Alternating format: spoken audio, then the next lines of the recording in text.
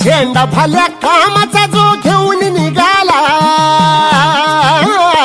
हा झेंडा भल्या कामाचा जो घेऊन निघाला, अरे काट कुट वाट मंदी पोचती त्याला, रगत निघल तरी बी हसल शाबास केची, रगत निघल तरी बी हसल शाबास केची, तू चाल पुढं तुला रगड्या भीती कशाची, परवा भी कुणाची।